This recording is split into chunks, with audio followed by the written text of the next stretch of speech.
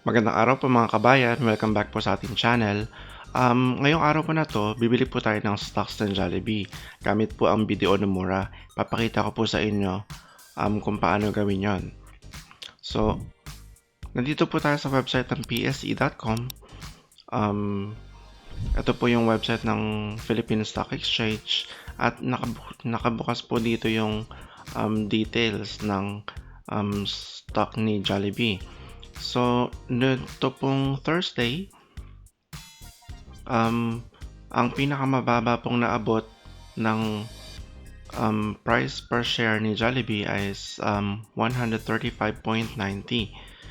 Nagsara po naman siya sa 136.60. Ang pinakamataas po niyang naabot, ito po yung high, is 139.60. Pipilitin po nating or susubukan po nating makuha ang stocks ni Jollibee per share sa ganito pong price. So, pumunta na po tayo sa BDO Nomura. Nakapag-login na po tayo. Ito na po ang makikita natin kapag nakapag-login tayo. Click lang po natin yung trade. So, makikita nyo po dito sa my portfolio na meron na po tayong stocks ni Jollibee. Pwede nyo pong i-click to.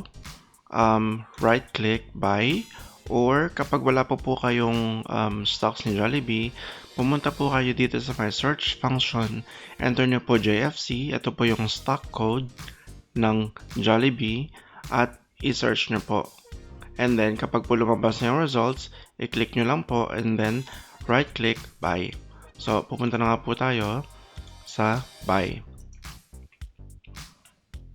So ito po ang ating investor ID. Ang action po natin is buy. Ang order type po natin ay limit. Hindi na po natin mabaguhin to. Board is normal. Ito po yung tens. By tens po ang board lot ni Jollibee. Ang fill type naman po nito is day. So valid po siya kinabukasan, buong Friday. Kung hindi po ma-fulfill ang ating order, hindi na po siya valid sa Monday. Ito po ang ating buying power sa ibaba. Meron po tayong pondo na 10,000. Ito po ang stock code ni Jollibee, JFC. So, babaguhin po natin yung quantity. Gagawin po natin 60. At ang presyo po natin na sinabi kanina is 135.90. Dito po natin susubukang makuha ang stocks ni Jollibee per share. So, 135.90, enter lang po natin ito sa my trading platform.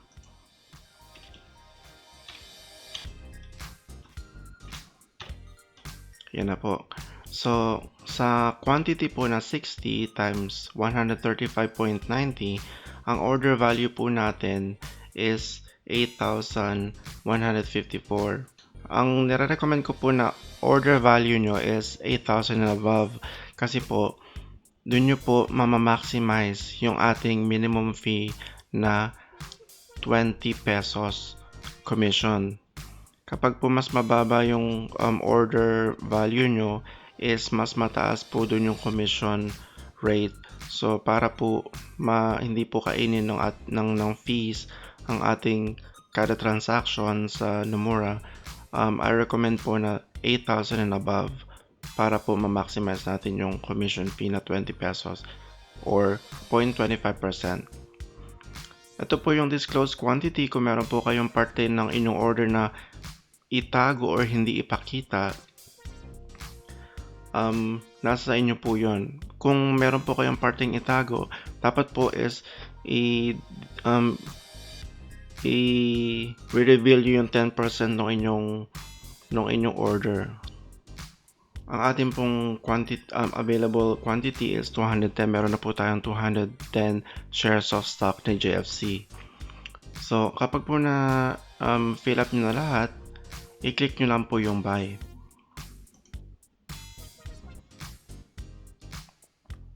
So, your order number has been requested.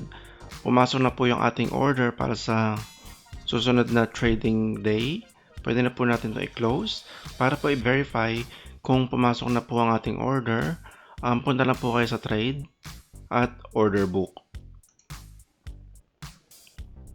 So makikita nyo po dito yung inyong details sa taas at ito pong stocks na nga ni JFC is naka-record na para sa susunod na trading day. So nakalagay po dito stocks ni Jollibee, JFC, ito po ang ating order number at ang quantity po ang price per share.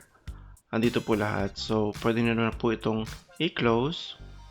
At sa susunod po na trading day, pag nagsara na po yung stock market, pag may natanggap po kayong email, ibig sabihin po na fulfill po yung order. Pero pag hindi po na fulfill yung order, hindi na po nagsasend ng email si BDO Nomura. Ang sinasend niya lang po is pag na-fulfill yung order, doon niya lang po magsasend ng email, yun po yung confirmation. So yun po ang ating tutorial ngayong araw, ang pagbili ng stock gamit ang BDO Nomura. Kung meron po kayong questions, comment down below po. Kung meron po kayong suggestions, i-comment down nyo rin po. Kung may hindi po malinaw sa ating tutorial ngayon dahil mabilis at maikli lang po, comment down below po. At sa mga interesado po sa mga ganitong bagay, sa mga tutorials natin, sa mga investment ideas na i-feature po natin sa ating mga susunod na upload, please consider subscribing po mga kabayan. So yun lang po muna, hanggang sa susunod po. So kabayan, tara, invest tayo.